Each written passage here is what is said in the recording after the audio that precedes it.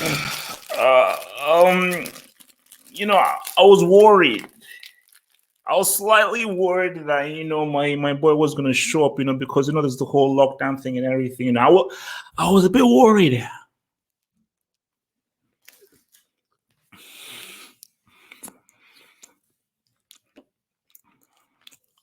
I was a bit worried. I was on edge. I thought that guys will come for me on Twitter. Guys will come for me on Twitter. Like, bam. I said, Zad, please just give me clinic. Because I spoke to Zad before the game. I literally made it before the game. I had a phone call with Zad. I said, Zad, I'm begging you. There's so many guys on Twitter ready to destroy me. All I want is a clinic. All I want is for you just to remind these guys why you're that dude.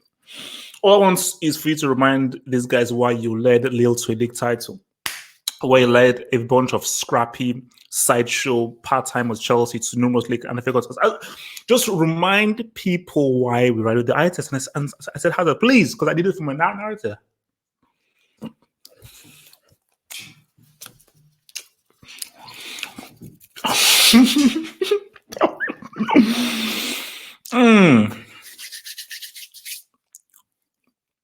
Do I need to say anymore? We'll get to Benzema. We'll get to Cello. We'll get to Ramos. We'll get to Ramos. What more does my guy need to do to prove to y'all? What more does he need to prove? This is Zad on an 8.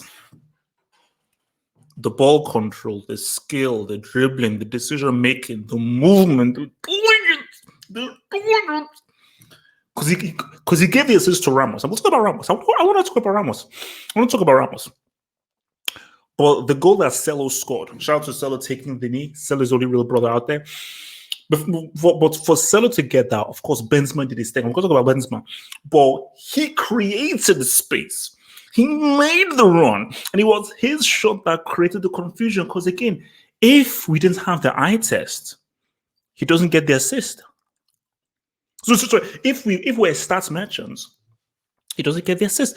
But if you're an eye test person, if you watch the game, Zad helped to create and set the platform for that goal.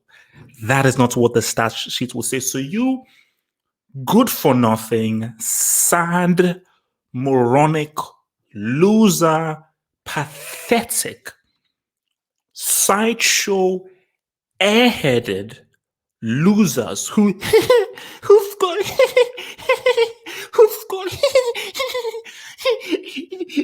33 goals. You shut up. No one cares about you. You're losers. You're the reasons why football is being given a bad name. Okay, take your stupid, dim-witted, stats merchant self out of this room. No one wants you. You're not wanted here. This is football. In football, we watch. In football, we watch. Okay? We watch. We look. We use eyes. We don't use numbers. How many goals? How many assists?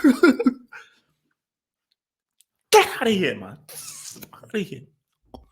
Get the fuck out of here. So football. So I've changed. I'm bringing back football. That's the new hashtag. HH is bringing back football. I'm trying to hashtag HH brings back football. I know it's long, but we'll do it. Hashtag. I need the hashtag trending. Hashtag HH brings back football. My goal in life is to get rid of you stinking, filthy, good for nothing, sad stats mentioned because you're only here because of your idol. It's my idol. You bricks, you losers. But remember, Zad, of course we want more from Zad. It's easy. But what you saw was football. Skills. And only thing is you don't understand if you play the game. Most of you losers, most of you stupid losers don't even play football. You've never played football. That's why you say, oh, how many goals, how many assists, how many goals, how many assists, oh, he just get any goals or assists or that. Shut up. Shut up. No one cares about you. Go watch some American sports. Go watch NFL. Go watch baseball, you stupid idiots. You don't want it here. This is football. In football, we watch the game. Football is real. It's real. It's complex. It's complex. It's complex. Give me someone already that can play out there. God.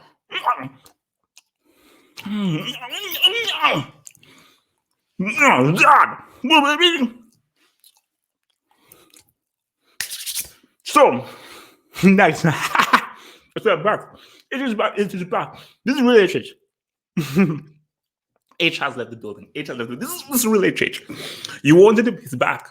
You wanted him, he's back. Okay, good. Cool, he's back. It is back. I'm bringing back football. I'm bringing back for 20.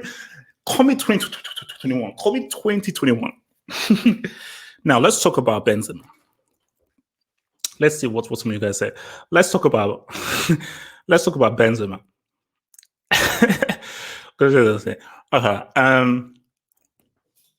Just Besson. Despite what I said, props given, Zadaball. Just Besson, thank you. Thank you. Us, as long as we're truthful, just Besson, thank you. Thank you for being real. Thank you for being real, because anybody that says that he didn't ball, you're being sad. You're being sad and I'm pathetic. Now, I want to talk about Benzema.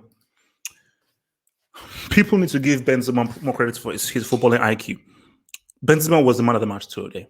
For me, it was Benzema and Hazard. And guys, by the way, the Benzard partnership might be the best partnership right now. These guys, because one guy is French or Algerian, another guy is Belgian. It seems as if these guys have been playing for years. They have a special wavelength understanding that is on the flex flipping chain. But Benzema's footballing ability, his brain, his IQ is off the chain. And that's something that not everyone has. Because there are, like, Vinicius has great ability. His football brain is awful. His football brain is flipping awful. Haaland is great finishing. He doesn't have a football brain. Great finishing and everything. Haaland doesn't have a footballing brain. There's nothing in here. It's like cobwebs growing inside his skull. But for Benzema, my gosh, this guy's intelligence is off the chain. His intelligence is off the flipping chain. I mean, my God, my Lord. Ball control, passing, through balls. Like, literally, when you talk about false nine, why do we put Benzema in conversation for false nine? Why don't we put Benzema in conversation for? Because we have to put him in conversation for false nine, because his walk outside the D, outside the 18 yard, is quality. Which is why people said, oh, Real Madrid would have won the 3 cells without Benzema. You're lying. You're lying. Because again, you see, people that say that Madrid would have won the 3 cells without Benzema, you don't watch the game because, like, Cristiano scored the goals.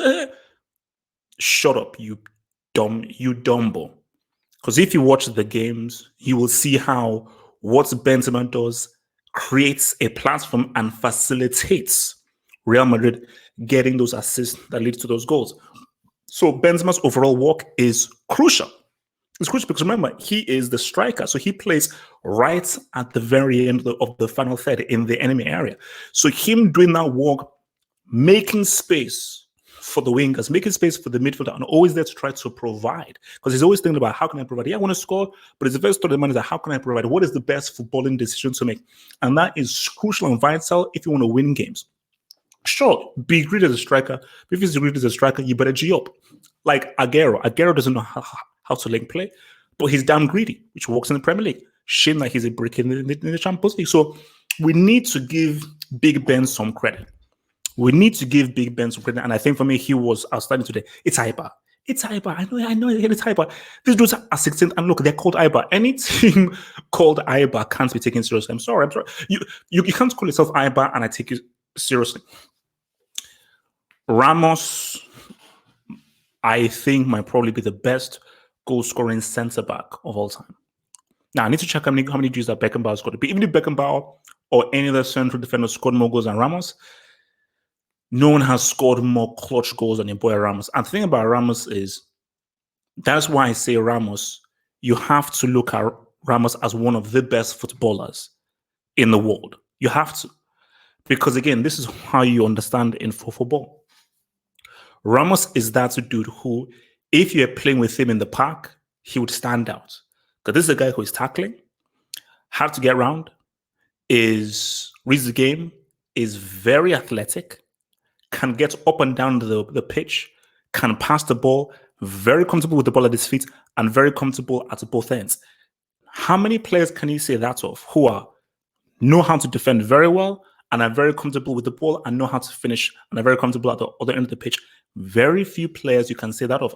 We need to put respect to Ramos' name. My only issue with Ramos, they only have one issue with Ramos. Red cards. If Ramos didn't get those many red cards, I would put him as one of the best defenders of all time. 100%. 100%. He would be in my top 5 of the best defenders of all time if he didn't have such poor discipline. Because those red cards is the only blemish on his resume. Hence why I can't put him in the likes of a Desai, a Cannavaro, a Nesta, and so forth, a Rio, a John Terry. Because to really be that top central defender, you need to have that discipline. You need to be able to keep your head. You need to be able to get good smart tackles for. He's that dude. And I've already talked about Marcelo.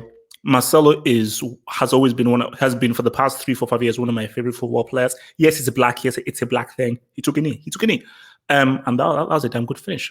And I'm so happy that Celo is still having a run in this game, because I will be sad when he retires. Because again, Celo plays the game the right way. He plays the game the right way. He's one of those guys where, yep, this is football essence. This is the essence of football. That's what this guy does. But as I was saying to the guys on the stream when we were watching it, this team needs a revamp. They won't win La Liga. Barcelona are going to win La Liga. That's going to happen because Messi is a machine. But Modric needs to be replaced. Modric was all right. He's getting old. Toni Kroos can do a job, but Toni Kroos needs to be replaced by a younger, more athletic, more spry midfielder. Hence why I say a midfield 3 of Pogba, Dric, and Casemiro could say what's up. They could definitely say what's up. Also, I didn't know that Mendy played right back. So is Mendy 2-footed? So look, man, it was a good result by Real Madrid. Eibar played all right.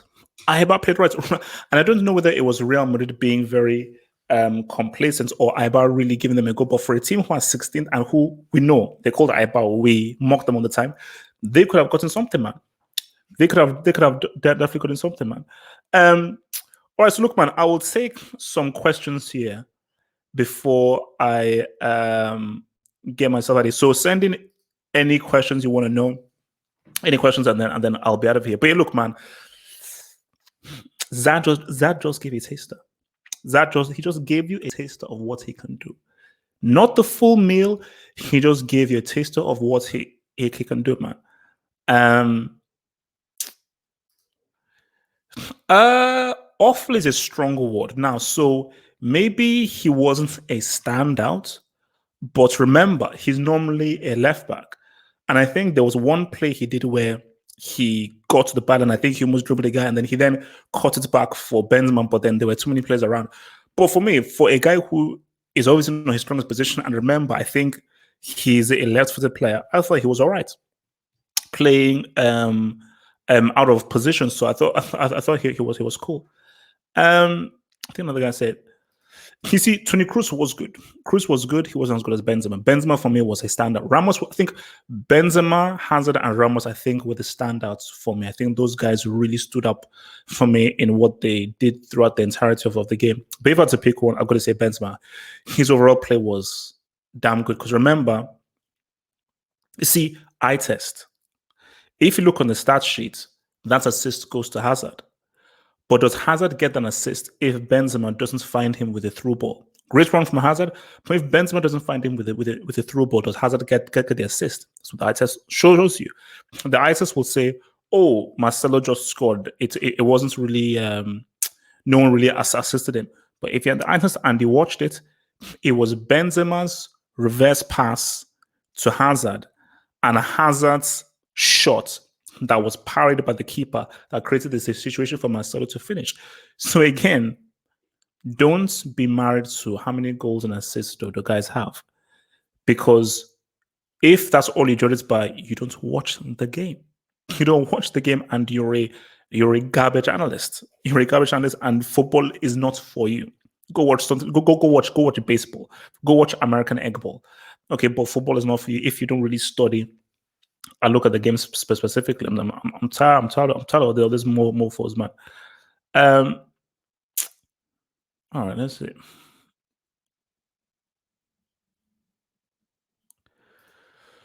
What's Real's best front three? Real's based on who they have now. Hazard. You see, it depends, because thank you for asking this, because now I have questions about beast mode. If I can get beast mode, it's Hazard, Benzema, Bale. If I can't get to beast mode, it's Hazard, Benzema. Is Asensio on the right? So if Asensio is available, then it's Asensio. But if Asensio is not available, then my hand is forced, and I've got to maybe pick Rodrigo. And Rodrigo was all right today. But I don't rate Rodrigo very highly. You know, I mean, Vinicius is more dynamic than Rodrigo. I'll give you that. But I've never really rated Rodrigo that highly, personally speaking. So, but in an ideal situation, it would be Bale, Hazard, Benzema. That would be the ideal front three for Real Madrid. But my thing is that, is beast. Have we seen the last of beast mode? That's what I want to know. Have we seen the last of beast mode?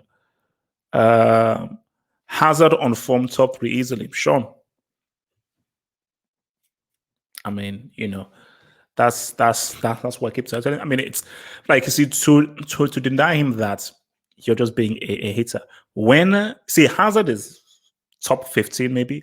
Zad, when Hazard unleashes Zad, of course he's top three. Of course he is. Any football fan will know. Any football fan will know. When he's like that, he's easily top three. It's not even a debate. It's not even a debate. Rodrigo or Vinicius, I think I just touched on this, but you see, Rodrigo is more consistent. Vinicius is more erratic. But Vinicius's highs are better than Rodrigo's highs. So Vinicius could either give you a 5 out of 10, or he could give you like an 8 or a 9 out of 10. Rodrigo will give you 6, 7, 7, 8, 7, 6, 6, so basically 6, 7, 8, 6, 7, 8, 6, 7, 8, 6, 7, 8, 6, 7, 8. He'd give you between those. Whereas, Rodrigo would give you like a 6, 7, 6, 7, maybe an 8, 6, 7, 6, 7. Whereas like Vinicius can either give you like a 9, or he can give you like a 5. So that's the dilemma there. So maybe if you're a risk taker and you really want to roll the dice, like, let's get Vinicius in there and hope that he gives us a 9, which is what he did in that in the El Clasico, man.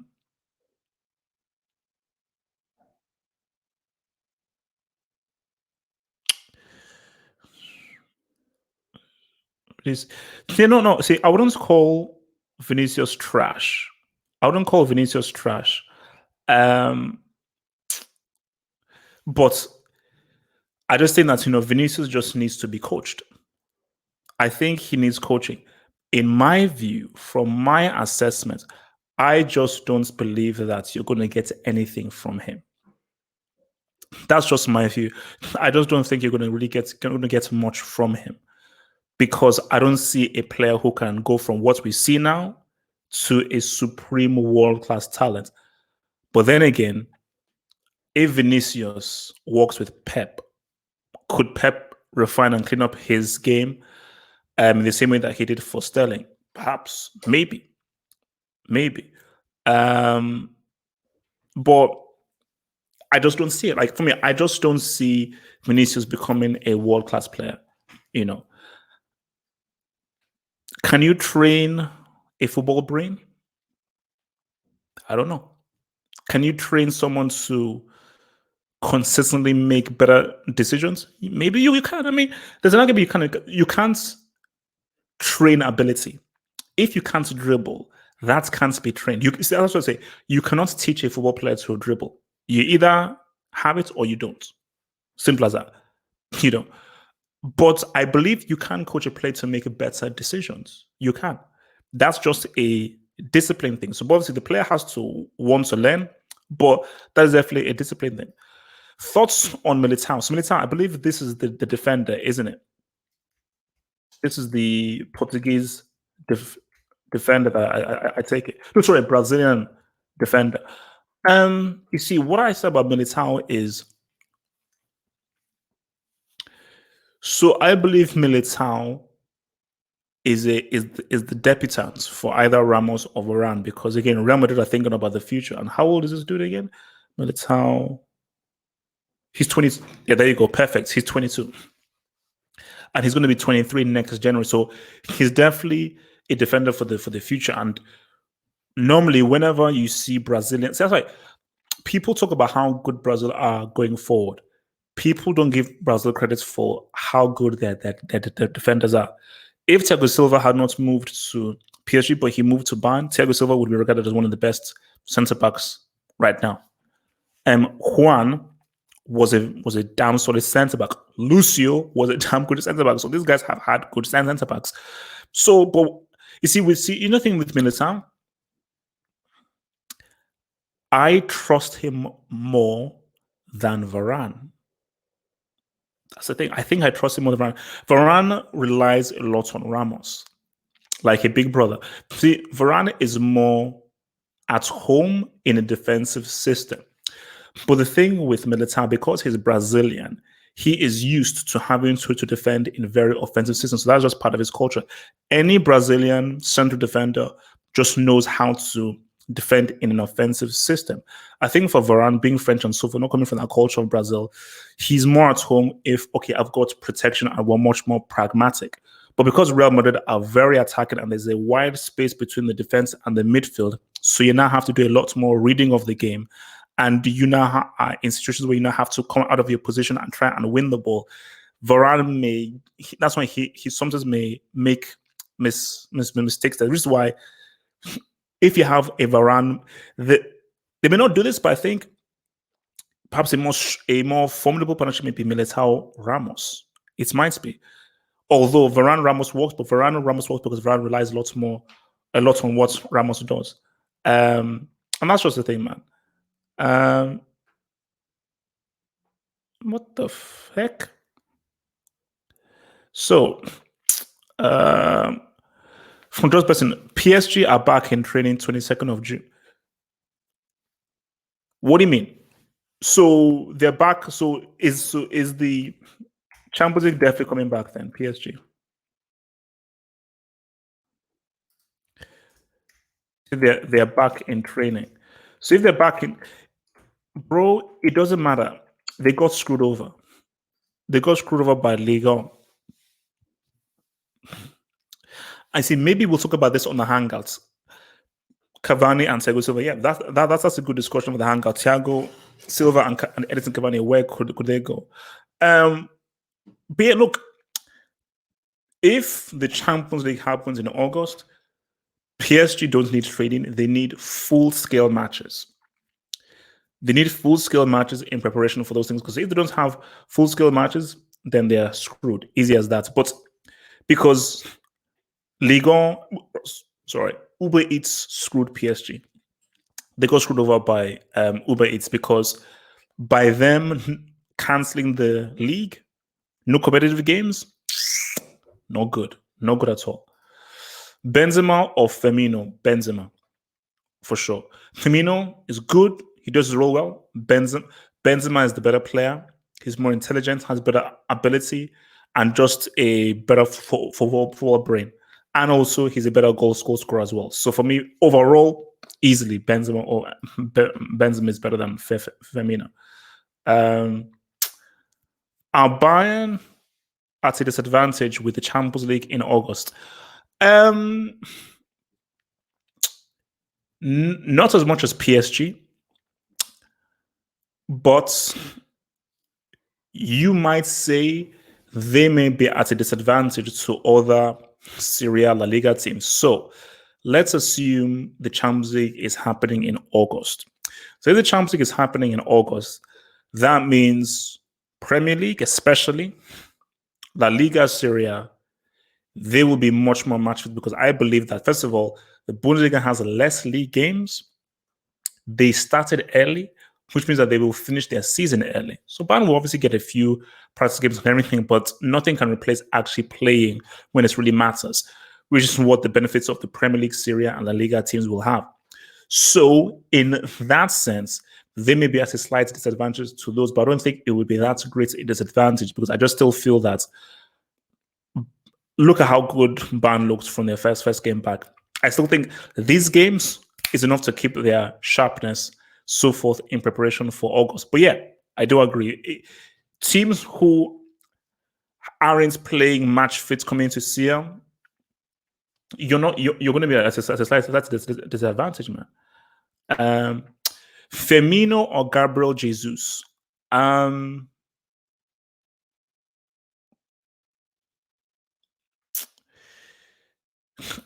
Gabriel Jesus is the better footballer. But if you want to talk about who plays their role better, Firmino. So if you just say, okay, I want you to do all this for your role, Firmino will execute his role far better than Gabriel Jesus will execute his role. But who is the better footballer? Individual to individual, Jesus is the better footballer. He simply is, I mean, anyone saying otherwise is working crap, man. Is Madrid's defense useless without Ramos, who they signed after retires? Skriniar, De Ligt. It's not useless, but it is definitely a lot more weaker without Ramos in there. I think you have to give Ramos a lot of credit for the kind of leadership he shows in that defense. Remember, I think it was a second leg. Yes, second leg against Juventus. He didn't play. And that's how Juve were able to score those 3 Gs. When he was filming his documentary, he didn't play the second leg against Ajax. We all know what happened. Whenever Ramos has not been around, that's the team greatly falters. Who they sign? Who will they sign after he retires? Well, they already have Militao, and how old is Koulibaly? Or do Real Madrid have like a black quota? 28, which isn't bad. 28 is young for a central defender. Remember, for central defenders, your peak is like 28 to like 34. So especially if you're a smart central defender, you can play to your 36, 37. So I wouldn't be surprised if Real Madrid, with everyone else sleeping, Madrid don't say, let's just say what's up to Napoli. Let's just say Napoli, what's up? Let's get a crack. So Miss Skriniar is a Skriniar. I think see, because of how Real Madrid play, they need guys who are good and comfortable on the ball. Skriniar, I'm not too sure. De Ligt, you can argue De Ligt, but I don't think De Ligt is as good a defender as Ramos. Because Ramos can bring the ball up, very, very good at the ball, but he's also very good at reading the game as well. And just a good tackler, just a good defender, solid defender. So yeah. How much money do you make from super chats? Wow, it varies. It varies. I could make a few hundred one time, 50 one time, 60 one time. So it's varies, man. But what I always say to guys is that, which is why I say like the super chats is really what helps me keep things going and really keeps me being able to buy things, save up, and just really reinvest in stuff, because I looked at the analytics, the ads,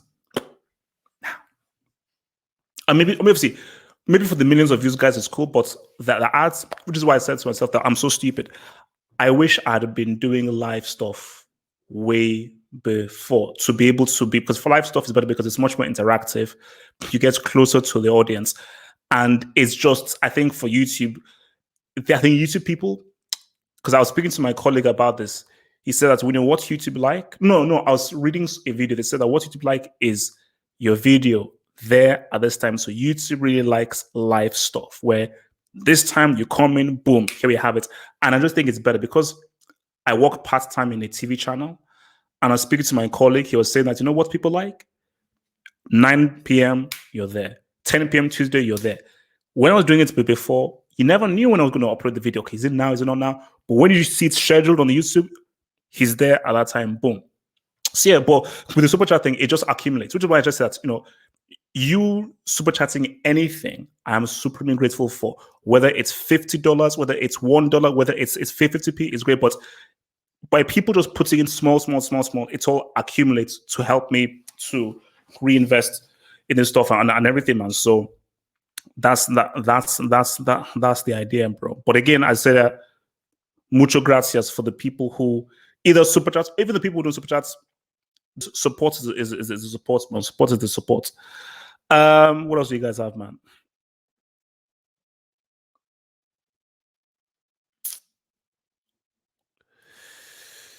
HH, is Higuain 15-16 36G season underrated? Yes, it is. The issue with the issue with Higuain is people just remember him for that miss that he did, in the Copa America, and they remember him for what he did through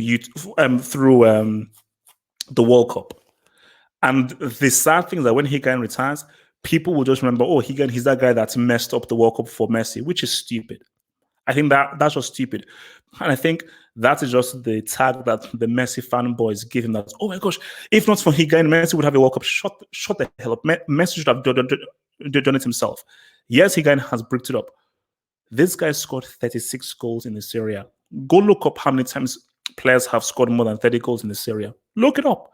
I think maybe 2 or 3 players, I think Luca Toni and maybe 2 others have scored more than 30 goals in the entire era of the Serie A. To score 36 goals in the Serie A, that's incredible. And the crazy thing is that he scored 36 goals and they still didn't win the flipping Serie A. So that's just that thing there, man. But people need to... You see, I don't know whether to say that to put respect on Higuain's name, because it's like, it is Higuain. But, man. Wait, can a fully fit Real pull off the comeback against City? Remember, City can be quite trash at the outside for some reason. No, they have a great opportunity. Now, we don't know how this Champions League thing is going to go with, can people travel? Can they not travel? Because again, the second leg is at the Etihad. So would City say, well, it's a bit unfair if you're now taking the stadium in a neutral venue? We want it to be in our stadium. Yeah, we don't have our fans, but we want it in our stadium. We went to their stadium, did the business, and they should come to our stadium. I think it's unfair if the second leg is now in Lisbon or in a neutral stadium. So first of all, they need to get through that. But whatever the case, I already said before, and I'm sticking with it, City will go through. But Real Madrid have a very good chance. So I think it's 2-1. So that means Real Madrid needs to score twice. So for them to go through, they need to score twice without reply. So realistically, for them to go through, they need to score at least 3 or 4 goals. They need to score at least 3 or 4 goals in order for them to go through. Oh man. That look, HH, the way we feel to ... for his miss is equal to Higuain. No. Do not compare ... to Higuain. Because last I checked, ... didn't score 36 goals in a season. Higuain has been trash. Higuain has bricked it up. If Higuain ever missed an open goal in the World Cup, then I raise my hand. I'm sorry. But last I checked, I don't think he ever missed an open goal in the World Cup, man. Real deal. Thank you, bro. I support you, man. But don't forget about next Wednesday. Yeah, what's it called? Yeah, so Wednesday is Arsenal against, so it's Arsenal Man City, but I'll be watching two games. So I'm watching the Arsenal City game, and I'll be watching the Coppa Italia final, Juve against Napoli, which Juve will obviously win. And for members, I don't know whether that's, so maybe I'll do, members will get the link first initially, then I'll share the link out to other guys, so you can have a watch long for Arsenal Man City. So it's a good, like, kind of welcome back to the Premier League. Speaking of which, I need to now reignite my membership for Now TV to try and get that popping off, man.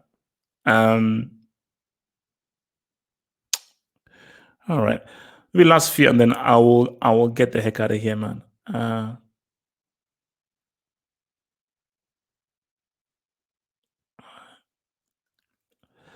right, all right.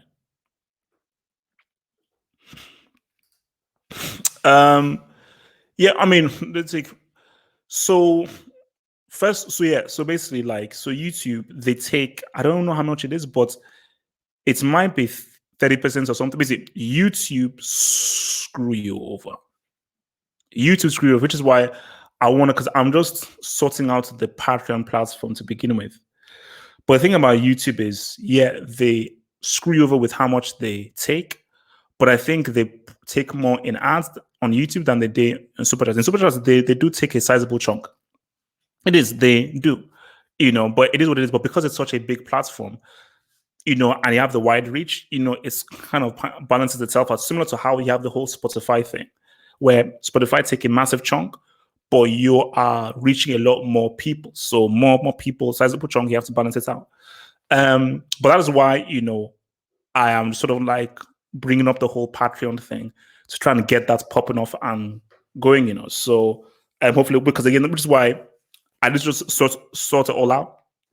The blog, the Football Hub blog, will be on the Patreon. So my blogging each day on films, football, all that stuff will be on the Patreon platform. And yeah, like this, I still make money from the super chats. It's not a large amount, but it's it's something. It's something. So which is why it's just the more and more you grow, the better it will be. So hopefully which is why with the Champions League, that was a screw over, man, because I was ready to ride, because like boom, live show immediately after the game, loads of people in, hype up, people know that this is the Champions Channel, boom, Euros. It was I was basically, actually I got effed over. I got effed over because with combination of the Champions League and the Euros and having live reactions and live shows immediately after Euros game and Champions League games, we'd be popping. But it is what it is. That's life, man. In life, you have to just keep on going through. But look, I'm not going to be on here to now start to piss on YouTube, man. It is what it is, man. But it's the way of the world. It's the way of the world. Like, see, from YouTube is like, this is just to build up community. And that's the key thing, build up community. But the long-term goal is to create a separate platform. That's the main thing. I think for most YouTubers, they know that you have to have a platform outside of YouTube, because YouTube, these guys make money. These guys make money because you go to, I think there's this site that's called Social Blade. Go look about the amounts of money Angry Joe makes, PewDiePie makes, and all these kinds of dudes make, because there's a website that says how much they make. So you look at how much they make. Wow. YouTube makes 4-5 times more than that. The amount of money Google, because also Google, because those guys sold it to Google, the amount of money that Google have, it's stupid. It is stupid, man. It's absolutely stupid, man. So okay, good. Okay, guys, look, man, it is what it is. We'll ride through.